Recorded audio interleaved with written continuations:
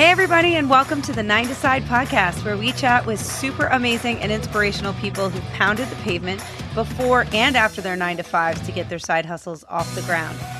After listening to the interviews with these amazing guests, you'll walk away with a refreshed pep in your step and a newfound motivation to make your side hustle a reality.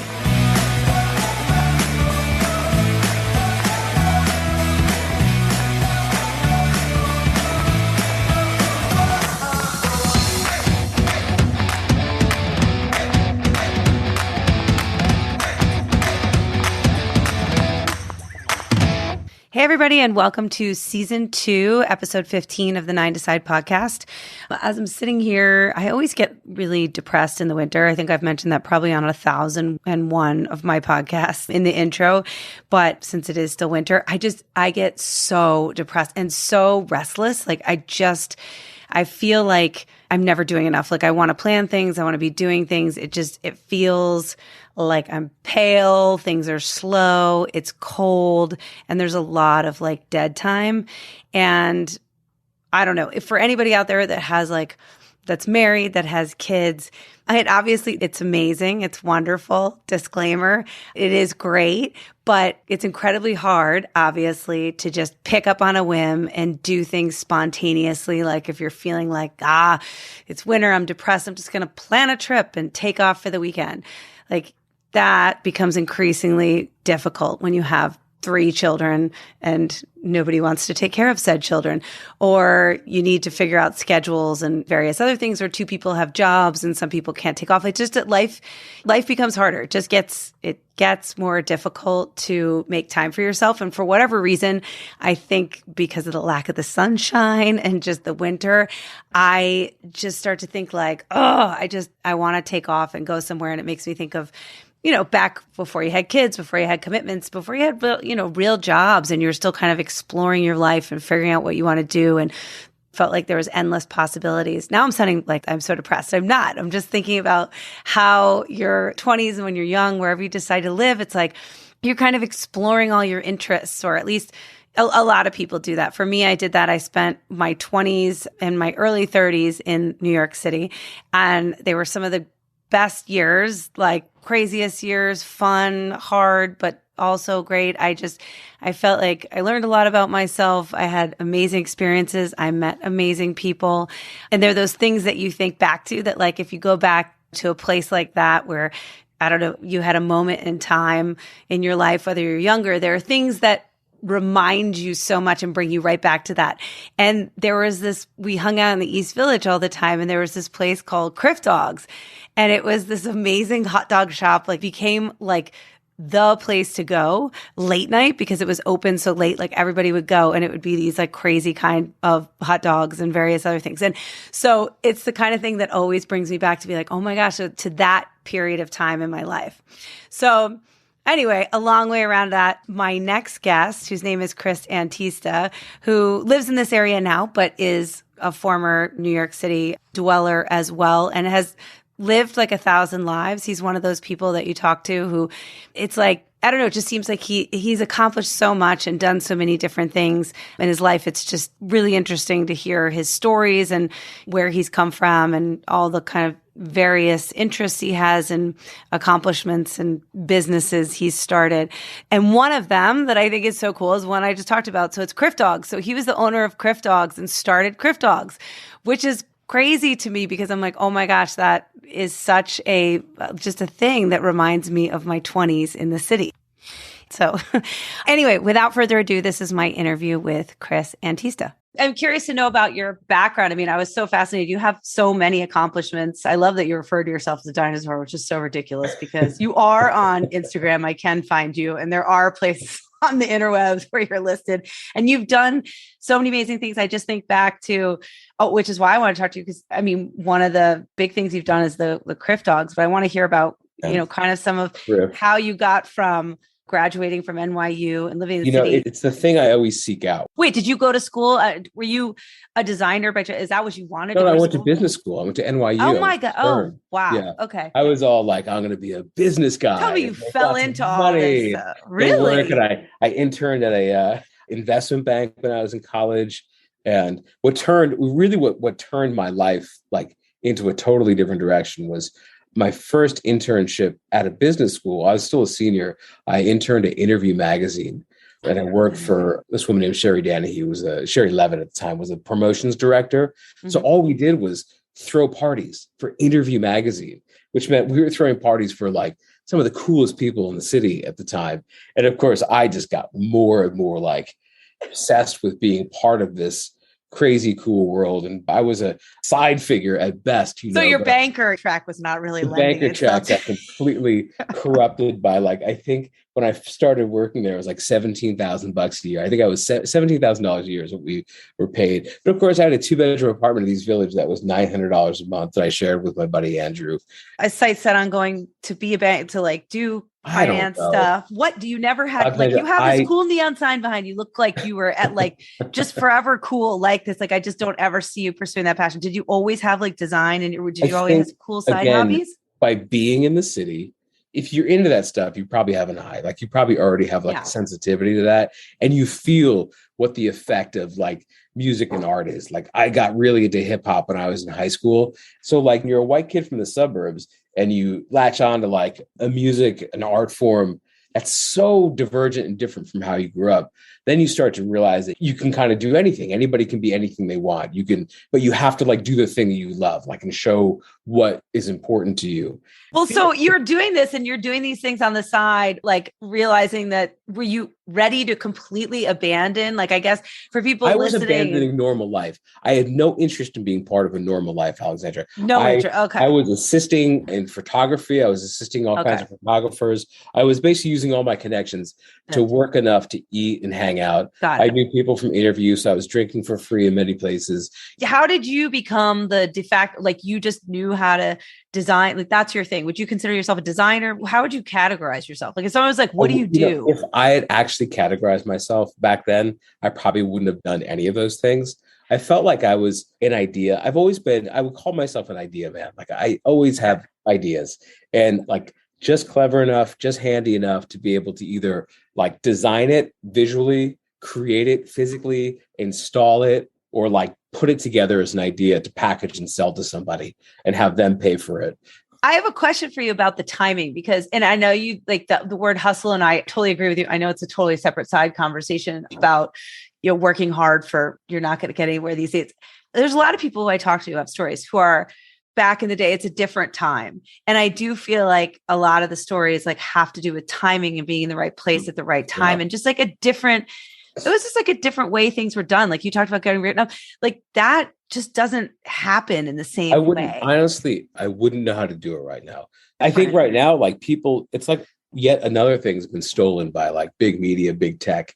Like they control the flow of information through social media so completely that no matter what your brand is at this point, unless you are deeply hyper fashion, Virgil Abloh-esque, like cool, and people from Japan come over first class to buy all your shit right off the rack for like $5,000 a t-shirt. Like that's a good hustle to have. But everybody gets in the channel, so nobody stands out in the channel. Right. Back in the day, like you got through to Mike McAlery or Cindy Adams or Richard Johnson or like any of the gossip people. Like Lizzie Grubman was like the PR guru of the day. You hired like a PR person to handle the paper. Now you'd be like, what do I need a PR person for? I just like post shit myself, get my own followers. I know PR people still do important stuff for some brands and stuff.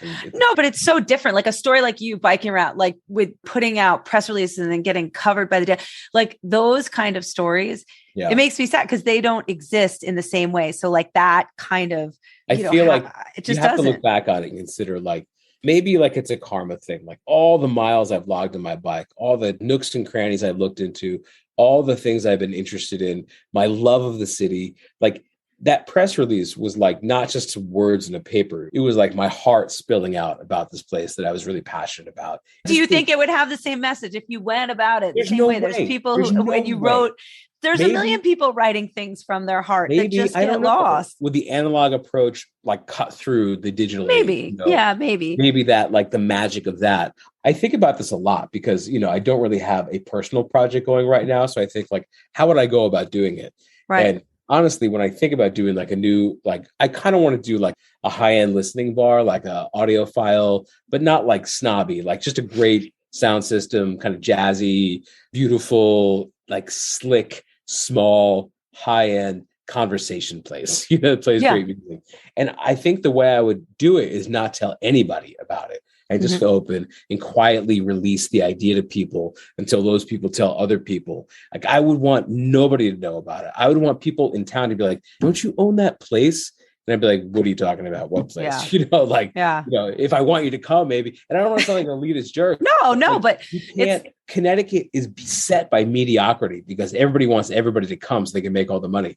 This is like the magic of New York City. It cultivates an audience. It did back in the day. Well, and then bottle service came in the clubs, and then bankers with platinum cards changed the whole very notion of going to a club and how you got into a club. Yeah. And I think the version of the city, this is me maybe being a little bit bitter and old. This is my dinosaur part. But I don't sense an ounce of bitterness. You can go out to Brooklyn, to the Brooklyn Steel, and go dancing till 5 a.m. There's still, it exists. It just doesn't exist in the places I recognize it as having existed. And let's face it, we were opening a nightclub in the Lower East Side. Like, there's 1,000 nightclubs in the Lower East Side. Yeah. When we were opening a nightclub, it was still really creepy and quiet to walk down there and to go down the stair. Did you ever go to Lansky Lounge? Yeah, that's what I was saying. I've definitely been to Lansky Lounge, and same with the Please Don't Tell. I was definitely there. So that's why those cool institutions where it doesn't exist in the same way. And I have a very dear friend who lived, he's a little bit older than I think he's 66, but he talks about 70s and 80s in New York and just how it's just completely destroyed now. What I'm saying, when the Paradise Garage existed, you're talking the true legends of nightlife. People who did it out of nothing. Yeah. I guess I'm a DIYer by nature. So when you're borrowing money from Saudis to open a nightclub, it doesn't really feel very DIY or very cool. Right. I mean, and you guys did that. And that was that your first real business venture on your own into the city? Okay. Then it was crazy. Did you guys have partner? You were obviously successful, very successful. We were partners, and it depends who you talk to. If you talk to me, I was a partner in the business. If you talk to Bobby and Freddie, who owned Ratners, I was the goyish schmuck Teddy kept giving money to that he should have fired and gotten rid of a long time. I mean, I'm Italian, and they're like, why is this guy here? What is, and, to his credit, Ted defended me. He doesn't really speak to me anymore, but tough love is a hard thing to deal with. But it was a very unique situation. We would get paid in the walk-in refrigerator in the basement. It's amazing. What's the business model of a nightclub? Are you making money on liquor sales what is it? It's charge people to get in, right? Right. After a certain point, get $20 a head to come in. Ladies, a little less or free, depending on the number of factors. But there's that money, and then there's the bar. I mean, you're just churning. We would 1,000 people come through the door on a Friday, not a Friday night. We were closed because it was Shabbat, but on a Thursday or Saturday, 1,000. No, we were literally closed on Shabbat, because we had to keep kosher. Right. So, which is funny because it's the kind of thing. This is the kind of shit people need to embrace, right? When something completely fucked up, you're a nightclub and can't be open on Friday night. You have to embrace that. Yeah, which I think is so. Can't be mad. Just be like, we're closed for Shabbat. What are you, nuts? Go to some Catholic nightclub. Go to some Christian shithole. We're closed for Shabbat, and you can't come in. Of course, we were quietly in there partying, until the Yehuda, the fucking rabbi who oversaw our drinks and food because we were kosher. What are you doing? What? You can't be in here. What are you doing? It was oh my God. We had no idea what we were doing. But I tell you, if you have the right personality, you can be a host. And my partner, Ted, both of our moms were big into cooking. And my mom had a catering company when I was growing up. So when I was in junior high and high school, I would work for my mom's catering company. It was the 80s. So of course it was called Creative Catering. Going all over Ridgewood and Mawa and Montclair and wherever, throwing these parties. And my mom and dad would make all the food. We'd schlep it over there. And my dad would saute shit. And my mom was doing stuff. And me and my brother would be Harry, you have to have at least a work ethic that says I don't know what I'm doing.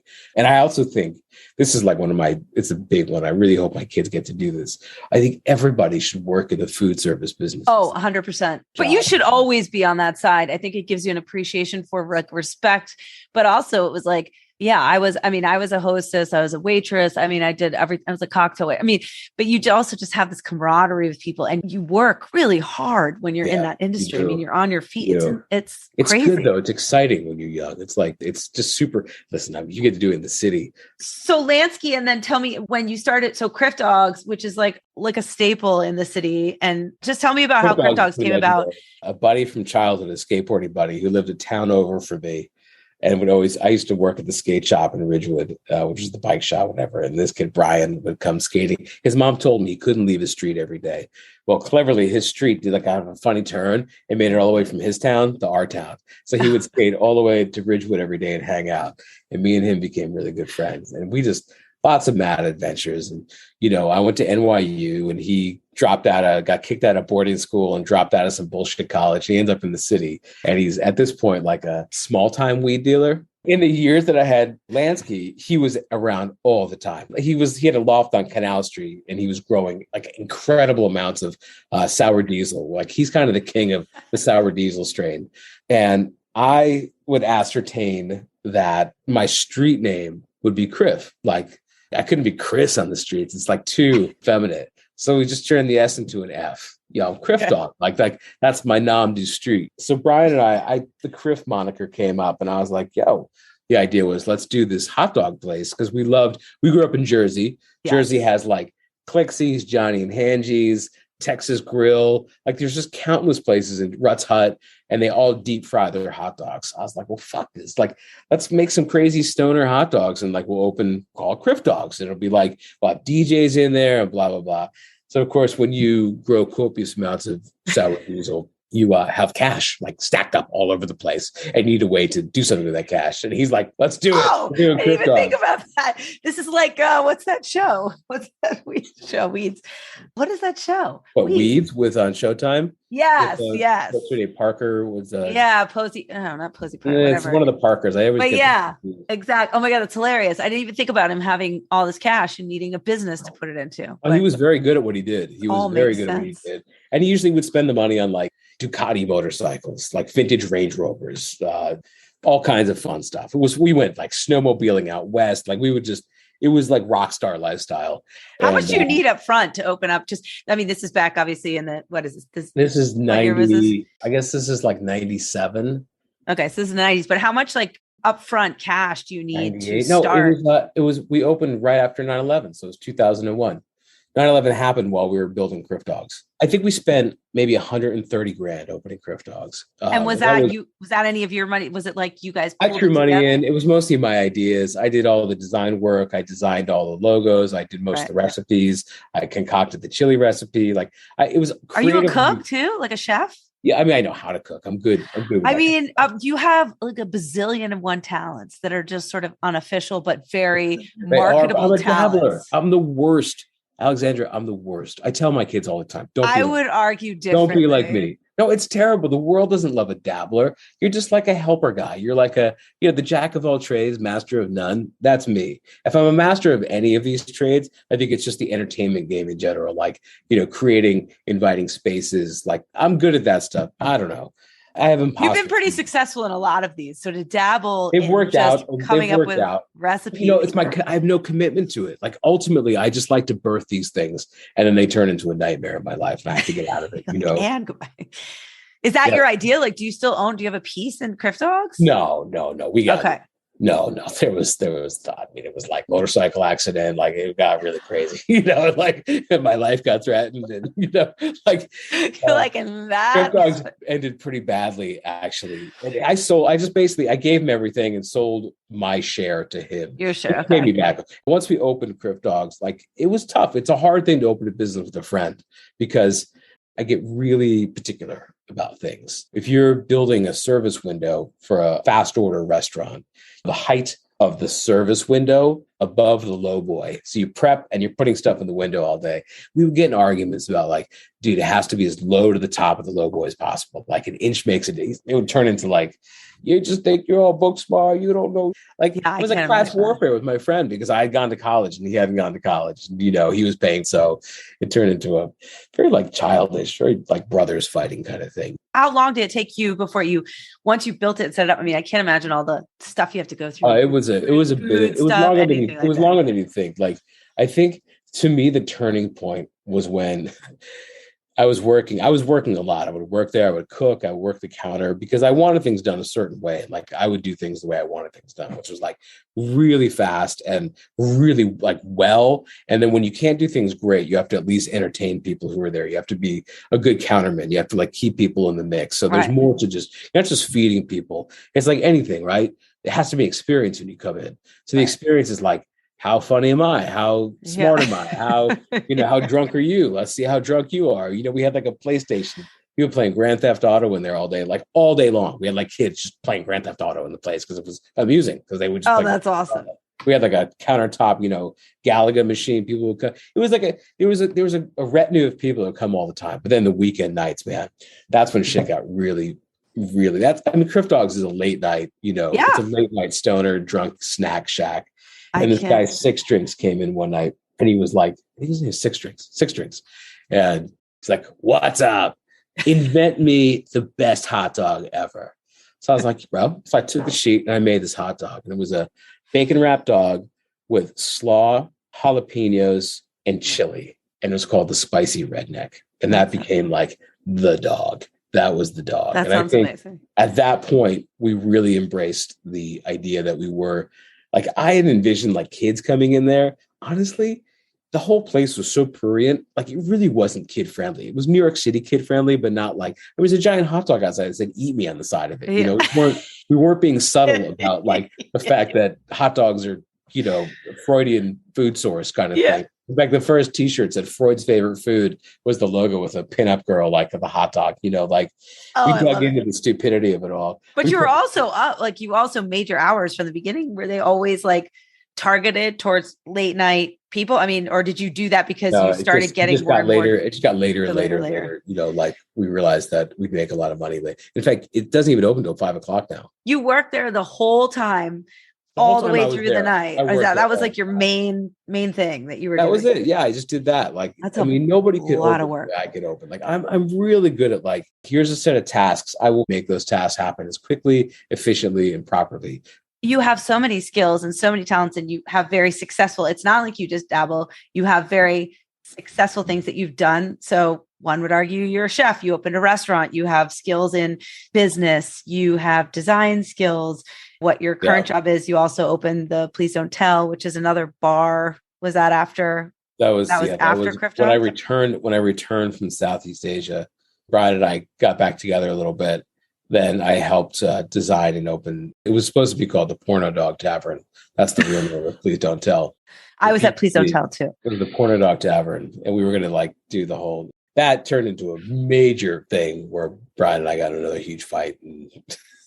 And then you're like, was that your last endeavor together? Your last business venture? It was. Yeah, it was. That's our last business venture. He paid his debts to me after that. He got the PDT and Crif Dogs. And I think he sold both of them maybe 2 years ago, something like that. So like, the reality is you can't run a place with passion that you're not viscerally involved in. If you just pay for something, you may think you're involved in it, and you are. I mean, in the example I'm using with me and Brian, he wasn't as deeply connected to the ideas and concepts that were happening as I was, or able to actually perform those things the way I was. And, a lot of people are like, why would you have to? You know what I mean? Like, don't do what you're good at. If you're good at raising money and like any money, do that part. You know what I mean? But you then can't be like the manager of the bar. You can't manage things from like afar. You can't never go because people will hose you all the time. People steal from you. People will disrespect your business in ways that are almost hard to come back from. But when you have Crif Dogs is like a dive bar of a hot dog place. You can beat the shit out of that place and it only gets better. It's amazing. And it persists because of that, the nature. It's like fry the hot dog, put the shit on top, give it to the drunk person, They love it. And, we had like chefs coming in back in the day, like David Chang had a dog, this is after my days. I remember that. Yeah. And like Wiley Dufresne, who was a big chef in like the early 2000s, he had a dog. Like, people were into it because it was so simply good. That's like a thing. That's another one of my super beliefs is like, keep it simple and do it great. But you definitely have conviction. Like you definitely have a very strong opinion about things. You have incredible experience. You have an amazing eye. And I think I read it in one of your bios, but just about understanding more than just people's like the visual appeal, but how people experience spaces and all that, which I really like that, what you said about that, because I think that's really key. So is your favorite part in all of this and just kind of like summing up all of your accomplishments and your most recent thing, are you at Fair Harbor or are you just? I work for Fair Harbor. I do. Okay. Yeah. Would you like consider yourself more of someone who likes to come in and do design work and collaborate, or do you like being a business owner, or would you rather come in and kind of collaborate and then be on your way? My dream job, I think, would just be like floating idea guy, like just float in, chill with people, like listen to you, because everybody has a client. Whatever you're doing for somebody else. Even if you own your own business, your customers are your clients. You're answering to them ultimately because they're going to decide whether you're successful or not. I don't dig design that's like shoved down your throat. Now, I appreciate and love some of that design, but that's like for a realm where it's only about the design, where we're fetishizing the design, very high-end fashion stuff you'd never wear, stuff that's avant-garde, ridiculous. I get why that exists, because we need to have the extreme example of something to understand the basic example of something. You have to have that range. So for me, I'm like a workaday designer guy. Anybody can come to me and say, Chris, I have this idea. I'd like to do this. And I could probably help you create something that would be populistic and maybe a little better than that, like very enjoyable, little things that people would appreciate and see. There's always going to be a detail that you're going to be like, I love that. That's so cool. What a great idea. You have to like stay like one step ahead of all the busybodies and nosy people. Be like, what are they going to look for? What are they going to see if you get wrong? Like, but you're also talented. Let's keep in mind, you do have to have talent. So while that's great, course, I mean, everybody's talented on some level. And I think there's an arena, and the good side about democratization of like exposure media, words, all that kind of stuff, though controlled in a sort of dystopian, like Big Brother sort of, it's kind of a fucked up duality, right? Yeah. But you can find your world, man. You can go out there and find your people no matter what. Like I love Reddit. I am a huge Reddit fanatic because Reddit is like every little niche has its own little world. And there's enough people to keep that world floated. And they all feel better because they know those people are out there. Do you market yourself at all? Like, would you consider yourself, do you consult for other people? Like if a job were to come up, do you promote yourself? Like if someone was like, where do you find, like, where's your website? What do you look for? My design name is The Horse's Mouth. That's what I go by as a designer. Yeah, I like that. And I don't understand why you don't have a small website. I had a wine business for years too. It still exists. You have a wine business? Like you make wine or you do the label? I knew you do labels and invitations. I did all the labels for a while. And then I had a falling out to some degree with my partner. She was happy to do it without me. Oh, which is cool. She's doing a great job. She's doing a great job. And at that point, we're starting to hire younger designers and other people to bring some different ideas into the mix. And when things get stale, that's the thing. If it feels stale to me, like it feels like I'm not like excited about it, then let's get other people to do it. Like my ego is not, even with the design stuff, like when other people got into the mix with the Fair Harbor store, let's hear what, like, give me a reason. Like, tell me why. Give me your why for this idea. Well, I just don't understand why you don't have all this stuff consolidated in one place. Because if I was as talented, I would be, like I said, selfishly, I have zero talent. If I was as motivated and energetic as you are. If I was you, I would just be wanting to. Plus, it's like you want to write all that stuff, like have it somewhere. I'm glad that I got to cobble it all together, but I do think it would be cool because it's pretty impressive. And some of the stories, just as anecdotes, are really like it's fun to tell them because when you tell the bigger story, you remember some of the smaller stories, like the characters, like the whole Lansky days is worthy of its own. But I'm forgetting stuff now. So when you tell in such great detail these characters, like Flacco, the skinny Jewish guy, like those things will go away. You have no reason not to. And I'm sure you have all these cool things from like Crif Dogs, like all these just cool things. You should just start scrapbooking a little bit. I have tons. I have all the ephemera from those days laying around. It doesn't have to be anything crazy. Just Anyway. Feels crazy. But thank you so much. I mean, you're by far the coolest dinosaur I've ever met. So anytime. It was great chatting with you. I love it. Something for you. All right. Thanks, Alexandra. Thank you. Have a great night.